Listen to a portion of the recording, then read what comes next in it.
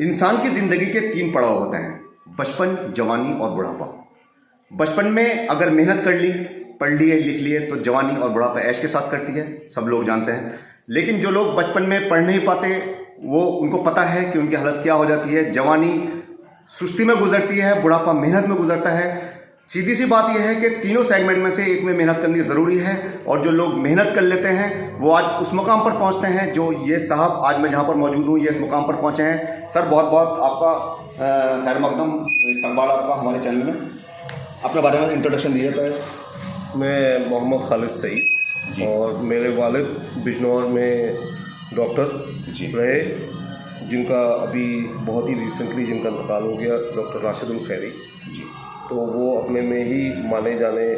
बहुत ही एक हस्ती थे, जिन्होंने अपने आप को वक्फ कर दिया कम्युनिटी के लिए, और मैंने इंस्पिरेशन उन्हीं से ली। सबसे बड़े मेरे लाइफ के इंस्पिरेशन वही रहे। मैंने अर्ली एजुकेशन अपनी बाहर हॉस्टल में लखनऊ में करी। उसके बाद मैं अलीगढ़ मुस्लिम यूनिवर्सिटी चला गया। वहाँ जाके मैंने वाइल्ड लाइफ साइंसेस में मास्टर्स करा, और फिर मुझे खुशनसीबी है कि मुझे स्कॉलरशिप मिली, और स्कॉलरशिप के ज़रिए मैंने जो है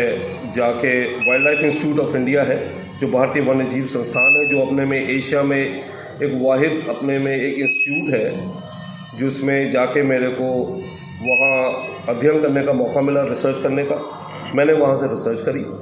और उसके बाद मैंने डिफरेंट ऑर्गेनाइजेशंस में अर्ली स्टेज में अपनी लाइफ के काम करा, जिसमें से बहुत अहम जो ऑर्गेनाइजेशंस हैं वो WWF है, world wild life fund for nature, और उसके अलावा ट्रैफिक, जो एक एंटी ट्रैफिकिंग का काम देखता है वाइल्ड लाइफ कंजर्वेशन में। उसके लिए मैंने काम करा 7 साल। उसमें मैंने साउथ एशिया का जो पूरा काम है उसका मैं हेड करता था। और फिर मैं WWF इंटरनेशनल में 10 साल के लिए चला गया, मैं बाघ संरक्षण के लिए काम करने के लिए, और उसमें मैंने अक्रॉस एशिया में 13 कंट्रीज़ को प्रोटेक्टेड एरियाज़ जो उनके हैं बाघ संरक्षण के लिए, मैं उसके लिए काम करता था। और हाल ही में मेरे को ये अपॉर्चुनिटी मिली कि मेरे को UN में, यूनाइटेड नेशंस में उनका जो एनवायरनमेंट विंग है IUCN, international union for conservation of nature, वहाँ पे मैं एशिया पैसिफिक में प्रोटेक्टेड एरियाज़ के लिए काम करने के लिए और ग्रीन लिस्ट का हेड मैं वहाँ पे नियुक्त कराया गया हूँ। और यही इसी सिलसिले को मैं आगे बढ़ाते हुए अब मैं इसी में यूनाइटेड नेशंस में एनवायरनमेंट विंग में IUCN में मैं उसको देख रहा हूँ। मेरी लाइफ में जो दूसरे सबसे बड़ी इंस्पिरेशंस रहीं, मेरे ग्रैंडफादर जो यहाँ वो भी खूब हस्ती थे, बहुत बड़े अपने ज़माने के, मौलवी मतूबुर रहमान साहब, और मेरे नाना मौलाना हिफ्जुर रहमान साहब। और उसके अलावा मुझे नेचर में करीब लाने वाले और इंट्रोड्यूस करने वाले वो थे मेरे फादर के सबसे बड़े भाई तालिबुर रहमान साहब, और उनका बहुत बड़ा मेरे लाइफ में, और एक तरह से आप कहिए कि उनका जो इम्प्रिंट है वो मेरे लाइफ के ऊपर मेरे फादर के अलावा सबसे बड़ा है, क्योंकि उन्होंने मेरे को नेचर से इंट्रोड्यूस कराया। मैं बचपन में ही उनके साथ बहुत ही अर्ली स्टेज से उनके साथ आउटडोर जाना, जब भी वो मैं यहाँ अपने शहर में आता था छुट्टियों में, वो मेरे को लेके जाते थे, और उन्होंने बहुत ही अर्ली स्टेज में मेरे को बहुत कुछ सिखाया नेचुरल हिस्ट्री का। उसी नेचुरल हिस्ट्री की इंस्पिरेशन से शायद मेरे वालिद साहब मुझे चाहते थे डॉक्टर बनाना, मैं वो तो नहीं बना, मगर मैंने शायद उनकी इम्प्रिंट इतनी ज़बरदस्त थी मेरे ऊपर कि मैंने वाइल्ड लाइफ कंजर्वेशन को एक अपना करियर बनाया। और आज अल्हम्दुलिल्लाह मैं बहुत शुक्रगुजार हूँ सब लोगों का, और यहाँ के लोगों का, और जितने मेरे बड़े हैं उनकी दुआओं का, कि मैं आज इस मुकाम पे पहुँच गया। अच्छा सर, वाइल्ड एनवायरनमेंट की अगर बिजनौर की बात करें तो इस पे आप क्या दृष्टिकोण, आपका क्या आपकी राय है? देखिए, बिजनौर अपने में एक बहुत ही यूनिक अपना एक वाइल्ड लाइफ कंजर्वेशन का भी एरिया है। सबसे बड़ी बात यह है कि इसमें एक तो बहुत ही जाना पहचाना एक चीज़, जो वाइल्ड लाइफ कंजर्वेशन की मैं बात करूँगा तो 1960s में यहाँ एक किताब लिखी गई है, जॉर्ज शालन ने लिखी है, जो बहुत ही माने जाने साइंटिस्ट हैं दुनिया के, और उन्होंने उसमें बिजनौर का जिक्र करा है, जिसमें बिजनौर में बारहसिंगा की एक पॉपुलेशन है जो बिजनौर से लेके बालावाली तक जो गई है, और आज भी वो पॉपुलेशन है। बिजनौर में बर्ड की डाइवर्सिटी की अगर हम बात करें तो तकरीबन 200 के ऊपर बर्ड्स हैं जो यहाँ पाई जाती हैं डिफरेंट किस्म की, जिसमें वाटर बर्ड्स हैं जो विंटर माइग्रेशन में भी जो आती हैं वो हैं, और फिर रिसेंटली आपने भी देखा होगा यहाँ डॉल्फिन कंजर्वेशन के ऊपर काफ़ी कुछ चल रहा है, तो डॉल्फिन भी है यहाँ गंगा में वो है, और हस्तिनापुर वाइल्ड लाइफ सेंचुरी के अंडर में कनेक्टेड ये आता है। तो इसकी बहुत ही यूनिक डाइवर्सिटी है और अपने में एक बहुत अहम रोल है यहाँ की वाइल्ड लाइफ का, जो बहुत ही अर्ली ब्रिटिशर टाइम से ही जिसका डॉक्यूमेंटेशन और रहा है, और आई थिंक सो वो काफ़ी बड़ा कंट्रीब्यूशन प्ले करता है। तो क्या ज़रूरत पड़ी कि आपको बाहर जाना पड़ा? अपने शहर में जब इतना वाइल्ड लाइफ का इन्वायरमेंट है तो आपने यहाँ क्यों काम नहीं किया? नहीं, मेरा बहुत अर्ली लाइफ जो मेरी स्टूडेंट लाइफ है, जब मैंने शुरू करा, जैसे मैंने आपको बताया अलीगढ़ से जब मैंने मास्टर्स करा 92 में, तो मैंने यहाँ पब्लिश करी थी, मेरी फर्स्ट चेकलिस्ट थी बिजनौर की, बर्ड्स ऑफ बिजनौर।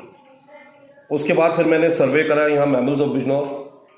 और उसके बाद फिर मुझे जैसे मौका मिला हिंदुस्तान में काम करने का, मैंने काम करा। और उसी को काम करने के अलावा मैं अभी भी अपनी कंट्री से, अपने स्टेट से कहिए, यहाँ पे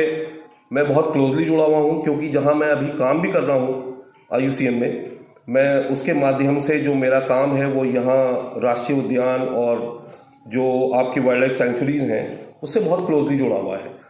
तो अभी कुछ प्रोजेक्ट्स हैं जो रिसेंटली में अभी शुरू होने वाले हैं, तो मैं कोशिश करूँगा कि मतलब उसमें बिजनौर का भी नाम जोड़े। अच्छा सर, लेपर्ड की अगर बात करें यहाँ पर बिजनौर में जो पाए जाते हैं, तो उस पर आप क्या कहेंगे कि जितनी तादाद में यहाँ पर पाए जाते हैं उससे लोग बहुत परेशान हैं, खासतौर से विलेजर्स जो काम करते हैं खेतों में, तो उनके लिए कोई आप समाधान? देखिए, दो चीज़ें हैं बिजनौर में। अगर आप ब्रिटिश टाइम का गज़ट नोटिफिकेशन उठा कर देखें, गज़टेर देखें, नोटिफिकेशन तो गलत काम है, गज़टियर्स देखें, तो उन गज़टियर्स में जो बिजनौर का जिक्र है, बिजनौर के जो साइड जो आपकी है हेमराज वाली साइड और जो बैराज वाली साइड है, उसमें बहुत बड़ा एक फॉरेस्ट हुआ करता था, और ऐसे ही वो एक्सटेंशन था गंगा के इधर के जाने के बाद बालावाली और मंडावर और इस तरफ। धीरे धीरे ये फॉरेस्ट ख़त्म हो गए, एनक्रोच हो गए, एग्रीकल्चर में कन्वर्जन हो गया, क्योंकि तराई के बेल्ट में आप जानते हैं कि बहुत ही प्रोडक्टिव लैंड है, और जैसे जैसे एग्रीकल्चर बढ़ा वैसे वैसे यहाँ से जो बड़े जानवर थे वो धीरे धीरे लुप्त होते चले गए। लेपर्ड्स का जहाँ तक मामला है, जो कंपेयर करें अगर हम इनको बाघों से, तो बाघ के लिए जंगल का बहुत ही होना ज़रूरी है। लेपर्ड जो है वो सब ऑप्टिमल, जिसको हम कहते हैं कि बहुत ही मध्यम स्तर पे भी सर्वाइव कर जाता है, तो उसमें कुत्ते हैं, मुर्गी है, पोल्ट्री है, इस पर भी सर्वाइव करता है। तो उसकी वजह से क्या हुआ है कि कुछ जगहों में जहाँ लेपर्ड की पॉपुलेशन थी और जहाँ पे जंगल ख़त्म हो गए, अब वो कॉन्फ्लिक्ट में आने लगी आदमियों से। उस कॉन्फ्लिक्ट के होने की वजह से काफ़ी नुकसान भी हुआ है। उसमें दो बातें हैं कि एक तो ये कि संरक्षण के लिए अगर हमें है तो जो पैचेस हैं जंगल के वो जितने बचाए जा सकते हैं वो बचाए जाएं, और जहाँ तक आदमियों का सवाल है तो लेपर्ड जो है, क्योंकि ये शुगर केन बेल्ट भी है, तो ऐसे जानवरों के लिए जो बड़ी बिग कैट्स जो कहलाती हैं उनके लिए कवर जो है वो डिफरेंस नहीं होता कि फॉरेस्ट का कवर है या आपका शुगर केन का कवर है। तो डिस्पाइट, क्योंकि यहाँ पे शुगर केन की बेल्ट बहुत ज़बरदस्त है, वो एक बहुत ही अच्छी रेफ्यूज प्रोवाइड करता है लेपर्ड्स को, और उसकी वजह से लेपर्ड्स अक्सर कई जगह देखा गया है, पीलीभीत में, यूपी में और महाराष्ट्र में। मैं 2000 में मैंने यहाँ पे 2005 में और 2006 में एक लेपर्ड का बहुत मेजर प्रॉब्लम हुई उत्तराखंड में और महाराष्ट्र में, और मैं गवर्नमेंट ऑफ इंडिया की एक कमेटी थी स्पेशल जिसका मैं मेंबर था, और मैं महाराष्ट्र में गया क्योंकि बहुत ही हाई कॉन्फ्लिक्ट जोन थी, और उसमें जुन्नार में बिल्कुल सिमिलर सिचुएशन थी जो आज हम तराई में देख रहे हैं। वहाँ से लेपर्ड्स कैप्चर करके उनको वापस जंगलों में छोड़ा गया। तो इस बारे में वाइल्ड लाइफ डिपार्टमेंट काफ़ी कुछ कर रहा है, और मेरा कहना यह है कि अगर ऐसी प्रॉब्लम हो तो फर्स्ट रिस्पॉन्स जो है वो वाइल्ड लाइफ डिपार्टमेंट से होना चाहिए और उनको कॉन्टैक्ट करना चाहिए, तो जिससे कि रेस्क्यू कर सकें और हम लोगों को बता सकें। अच्छा सर, थोड़ा सा आपके लाइन से हट के एक सवाल है मेरे पास कि आप जैसे थाईलैंड में इस वक्त रहते हैं, तो थाईलैंड की राजनीति की अगर बात करें और इंडियन भारत की राजनीति की बात करें, तो क्या सिमिलरिटी है दोनों जगह की राजनीति में? मतलब पॉलिटिकली थोड़ा सा पूछना चाहता हूँ मैं पॉलिटिकली, आप इंडिया से बिलोंग करते हैं और रहते थाईलैंड में हैं, तो देखिए वहाँ पे भी, वहाँ पहले रूल जो है वहाँ किंग रूल हुआ करता था, बट वहाँ पे भी अब डेमोक्रेटिक रूल है, और वहाँ पे भी इलेक्शंस होते हैं ऐसे ही जैसे यहाँ इलेक्शंस हैं, और सिमिलर काइंड ऑफ एनवायरनमेंट है। तो जहाँ तक मेरा सवाल है पॉलिटिक्स का, तो मैं बहुत कोई क्लोजली रिलेटेड नहीं रहा। मैं जैसे इंडिया की पॉलिटिक्स को देखता हूँ ऐसे ही थाईलैंड की पॉलिटिक्स को देखता हूँ कि मुझे लगता है कि पॉलिटिकल सिचुएशन जो है वो पॉलिटिकल जो लोग होते हैं वही ज़्यादा समझ सकते हैं इसको। अच्छा सर, अगर एजुकेशन की बात करें कि आपका जो बिजनौर से आप बिलोंग करते हैं और यहाँ का जो एक बहुत बड़ा तबका है अनएजुकेटेड होता है, तो एजुकेशन के मामले में आप कोई मैसेज नौजवानों को देना चाहेंगे कि एजुकेशन की लाइन में किस तरह वो आगे बढ़ें और क्यों ज़रूरी है एजुकेशन? मेरा मानना यह है कि देखिए, एजुकेशन तो फंडामेंटल राइट है एक तो हमारा, और इस बात को सबको समझना चाहिए। वो किसी भी तबके से आते हों, किसी भी रिलीजन से आते हों, किसी भी कास्ट से आते हों, राइट टू एजुकेशन तो हमारा फंडामेंटल राइट है वैसे भी कॉन्स्टिट्यूशन में, और बच्चों को पढ़ाने के लिए ज़रूरी भी है। आजकल जिस स्पीड से जो दुनिया बढ़ रही है और डेवलपमेंट हो रहा है, अगर एजुकेशन में हम अपने बच्चों को प्रोत्साहित नहीं करेंगे, और स्पेशली लड़कियों को,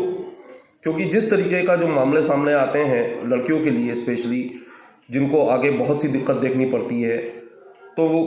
लड़के हों या लड़की, और स्पेशली लड़कियों के लिए मैं ये इसलिए कह रहा हूँ कि उनको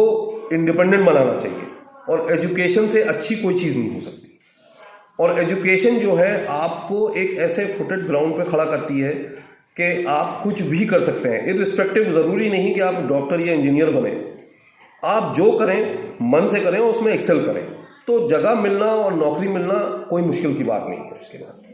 चलिए, शुक्रिया बहुत बहुत सर, आपने हमें कीमती वक्त दिया। तो सीधी सी बात जो है, सीधा सा जो रिजल्ट निकल के आया है, निचोड़ जो निकल गया है, वो यही आया है कि फ्री राशन, आयुष्मान कार्ड और ये जो फ्री की गवर्नमेंट की चीज़ें, इनको छोड़ दीजिए, अपने बच्चों की पढ़ाई की तरफ ध्यान दीजिए, बच्चों को एजुकेटेड कीजिए, चाहे लड़का हो चाहे लड़की हो,